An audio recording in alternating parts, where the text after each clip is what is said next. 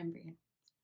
For those who don't know me, I have over 20 years of professional beading and embroidery experience, and I ran my custom couture gown business for 12 years. I'm now a studio artist, and I create 3D light reflective pieces using a lot of the skills and techniques that I honed during my fashion career. My art focuses on twisting the natural and supernatural, science and fairy tales.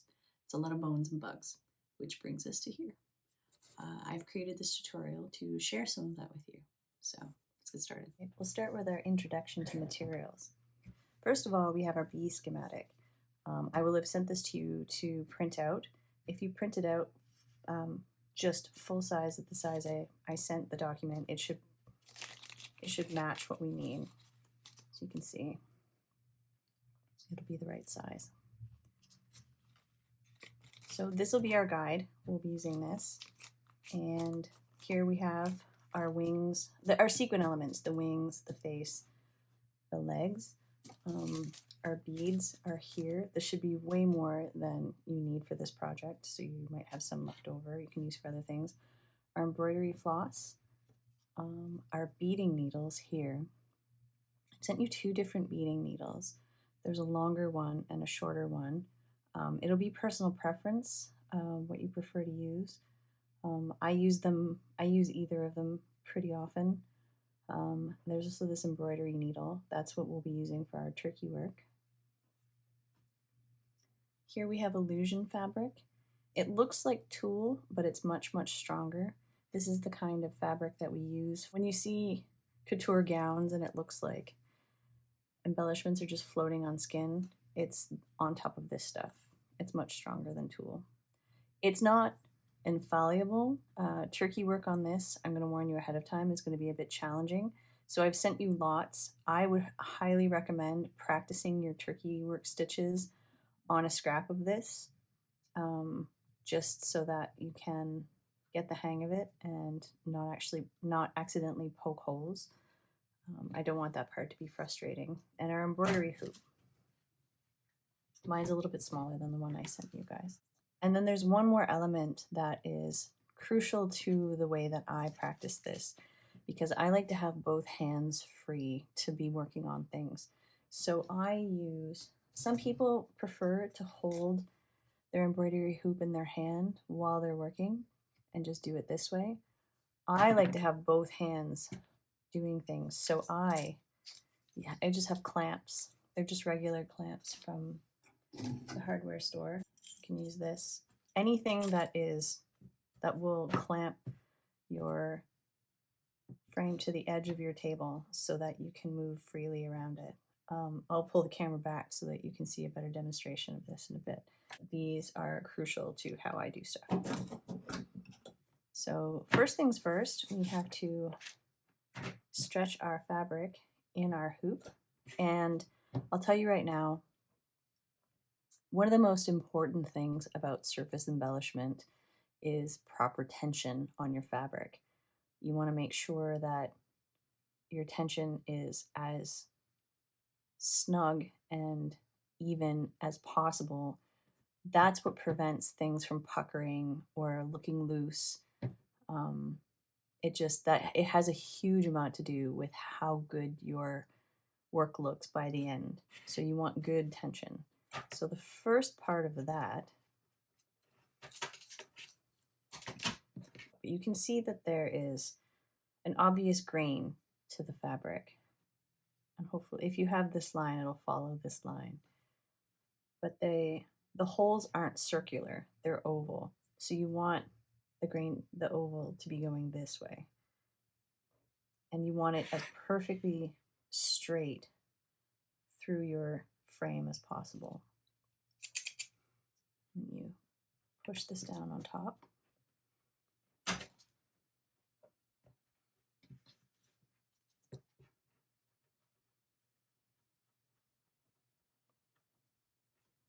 I tightened that as far as it will go comfortably. And now, again, I'm pulling, this is still like very loose. The tension is not very tight here yet. So I'm going to pull in the direction of the grain so that I'm not warping or distorting. And you can feel already that's much better. So once I've pulled across there as tightly as I can, I will pull from the sides as well. Be a little bit more careful pulling from the sides because this fabric does have a bit of stretch sideways. There's no stretch lengthways.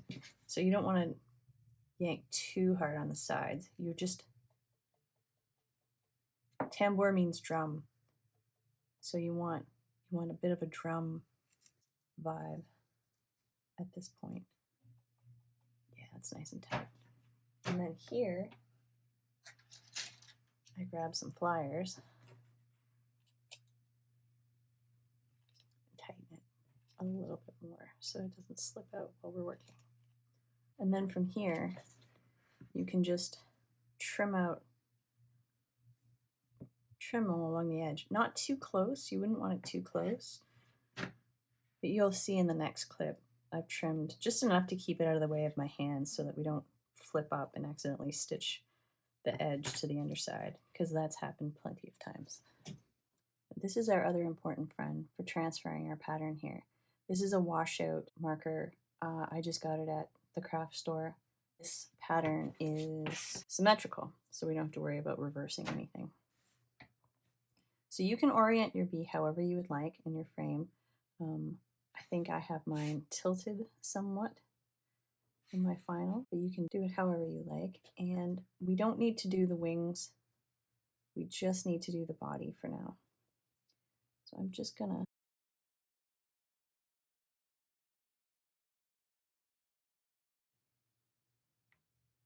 you can make like a little guide for this. This is less crucial because you'll be able to eyeball this fairly easily. So these are the important parts, these two. The thing is, this marker tends to fade over time while you're working on it.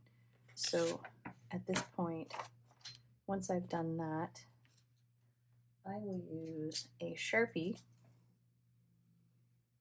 This one's not very pointy or juicy. Just to make sure we really got it.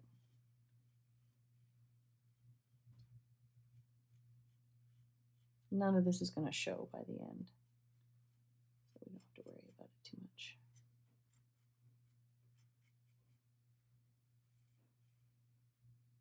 All right, we've got our pattern transferred. I gave you your beading needles in the felt. We will be using this felt now, so you'll have to find new homes for your needles because we're also going to use our pattern to cut this out.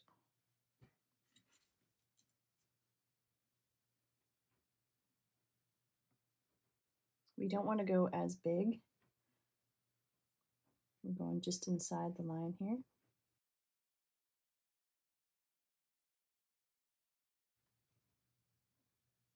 I just use any colored pencil.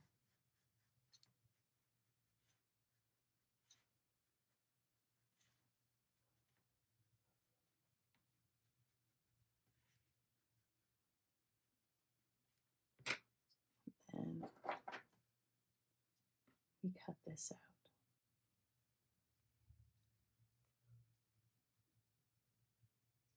This is so the bee has dimension.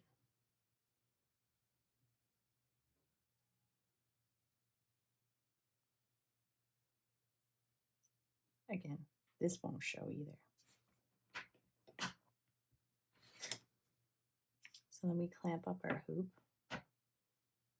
and we'll stitch this on like that. Okay, clamping.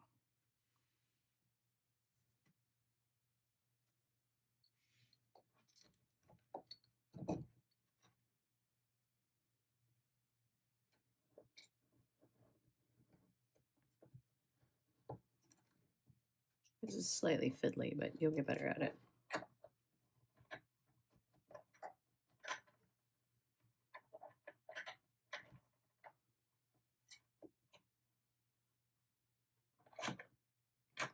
There we go. And now you see, like, now I can manipulate around my frame and I don't have to worry about just doing everything one-handed. Now, a note about knots and needles. If you've bought the kit, then you got 2 beading needles from me, a long one and a shorter one.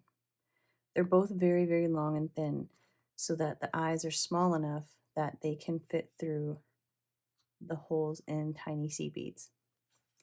These are my preferred beading needles. These are special ones that I ordered, but these ones are available pretty much in any crafting store. I got these at Fabricland because I live in Canada, and I know it sucks for you Americans because Joann's went under, but you can probably find these online or in your local stitching store.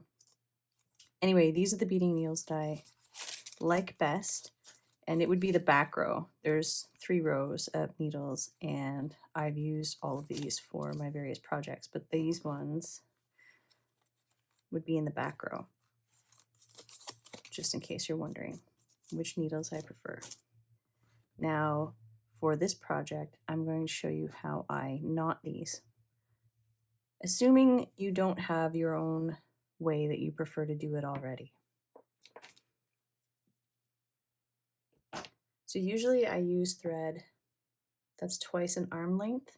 You can use it longer or shorter. Economy of thread is something I think about a lot. I don't like taking time to have to tie off and rethread my needle.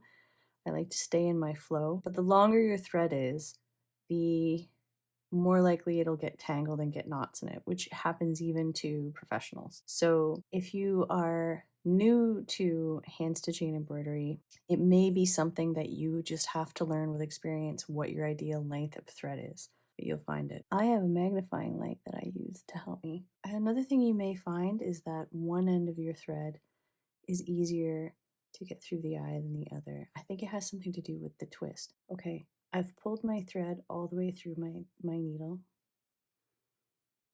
I'm going to do a demonstration of how I knot things. This is for people who don't already have standards and practices for how they do things. This is just how I do it. I learned this when I was beginning my stitching career and I've kept it ever since. So I have this is the end of the tail, and I just wrap it around my finger and go through 3 times and pull. And that is usually a big enough knot to keep you anchored in most fabrics. But if your fabric has a lot of holes in it like this, I have another trick that I will show you for keeping it anchored in here, because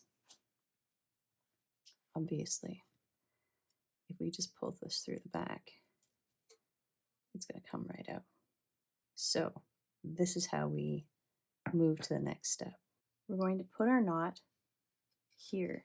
You don't want to put it someplace that's close to the edge of the piece, because if you tie that off, even if you clip it, the threads might still hang down a little bit and you'll see it from the front, and you don't want that. So we come up from the bottom,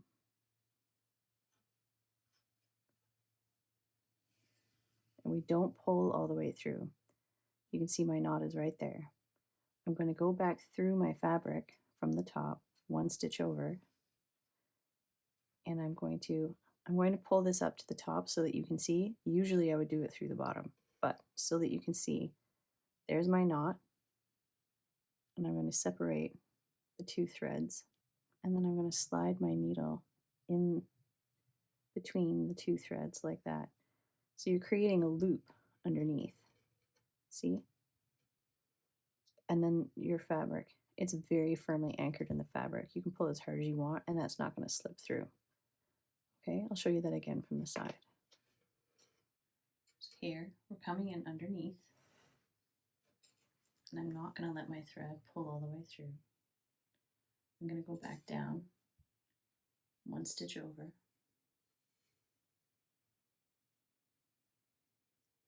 and slide my needle through the loop underneath.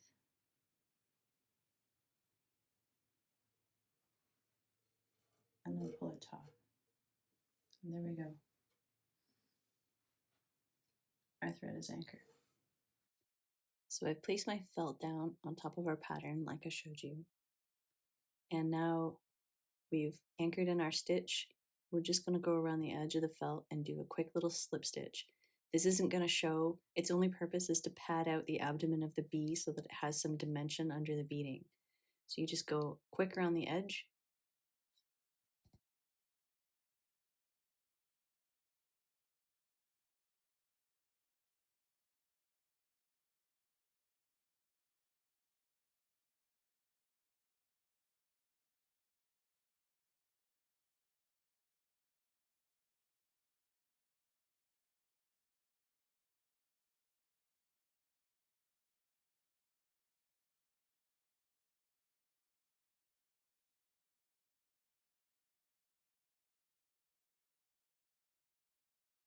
This is me making things a little bit more advanced. It's not that difficult. It's just going to require you paying careful attention to your threads so they don't get tangled. But I've threaded both beading needles, one with the yellow, one with the black, so that I don't have any of the wrong thread colors showing behind the beads as they curve over the bee's abdomen. You can see I'm starting part way down, and there is a reason for this, because we want our lines of beading to go straight across.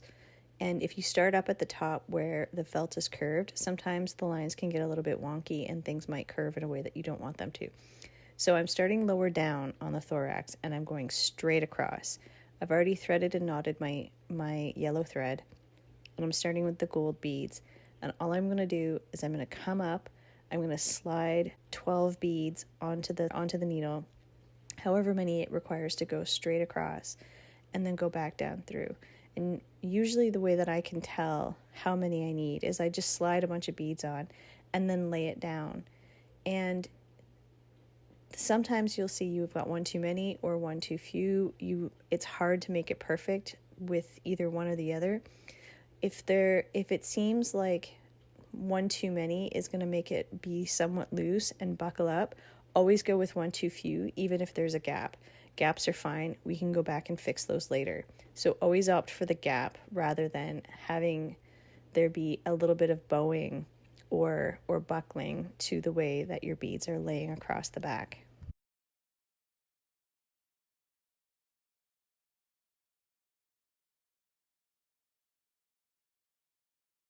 Next, we do a line of black, and we're still starting from the left and going straight across to the right.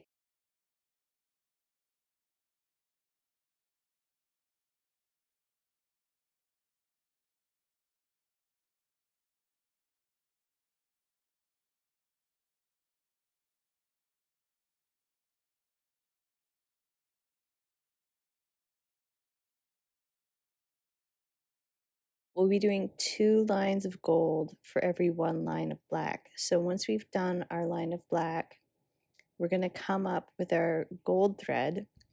And this is why I hope this part's not too tricky. We are going to have to keep our threads and needles separate and away from each other so we don't get tangled. We're going to come up with our gold thread and go back across from right to left to do the next line of gold.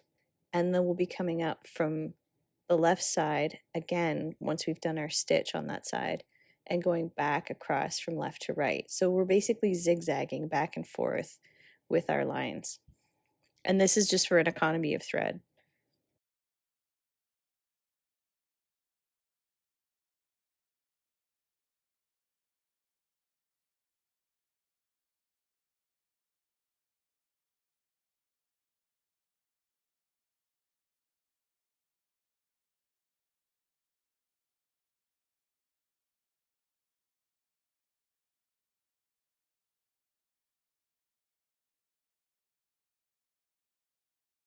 Then when we get down to the bottom here, it's just going to be a judgment call on your part to make sure that you get the taper.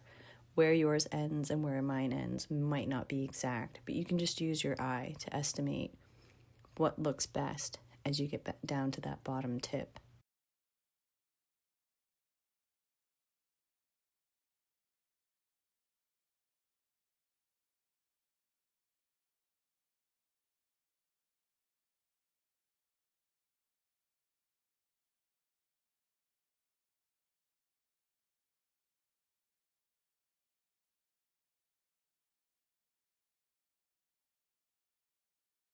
And then we're going to head back up and finish our beading at the top. we do our second line of gold.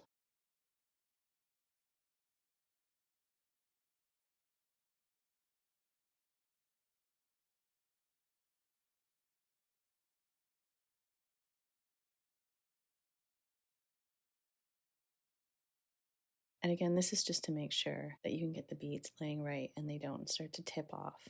You may find that that's happening to you a little bit. You can just hold them in place with your finger, and then each stitch afterwards, each line of beading should hold it.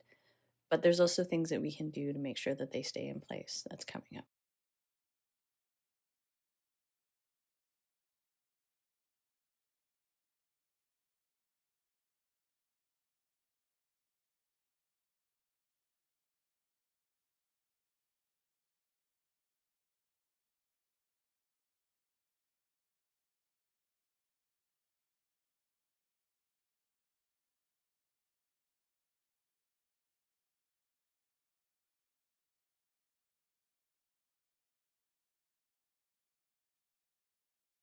I mentioned earlier that if you had to choose between one too many and one too few beads on your lines, and the one too few would make a gap, go with the one too few because there would be a way to fix it. Now is the time that we fix it. I'm going to go around the edges of my bee abdomen, and if I see a gap between the bead and the illusion, or say a little bit of felt is visible, I'm going to choose the bead of the right color and just fill in that gap. And because we've already stitched in our lines, nothing is going to move and it shouldn't affect anything or make your lines of beading buckle. And because I'm nothing if not a perfectionist, once I stitch that extra bead down in place, I am going to feed my needle back through the line of beads so that everything connects nicely. This is not a crucial step. You can try it. If you hate it because it's a little bit fiddly, it's not a crucial step. You just don't want your felt to show. However, if you would like the extra step of making sure that all of it blends seamlessly, you can try this. I'm just putting the bead down in place to cover the felt where there's that little gap between where my stitch is and where the felt is, and then feeding the rest of the thread through the line of beads so that it looks like it's all connected.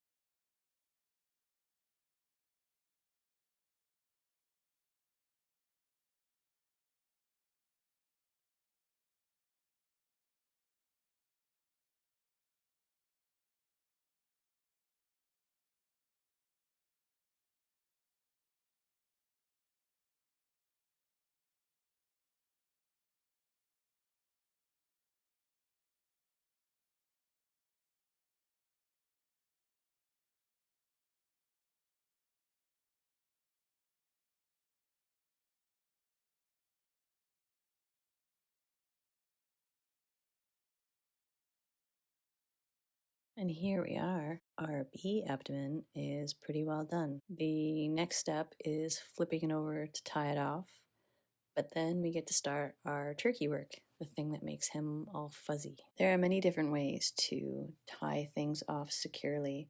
We're going to go pretty basic on this one because there isn't going to be any strain on these knots. If we were making clothing, I'd tie things off very differently because there's so much movement and wear and tear. But this isn't going to have any of that. So we want our knots to be secure. We don't want our beads to fall off, but there's not going to be excess strain on any of this thread. So all I'm going to do is take my tails and tie them together in basic knots and then trim them close, as you'll see. Pretty straightforward.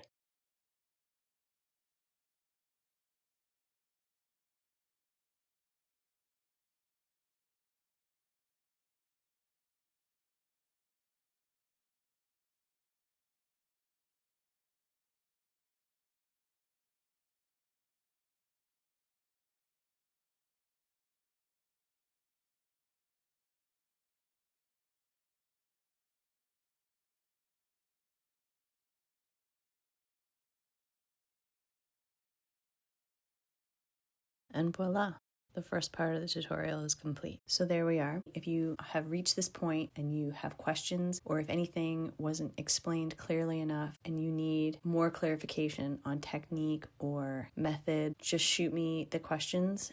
You can either email me or comment on the video, and I will do my best to make sure that all of your questions are answered comprehensively.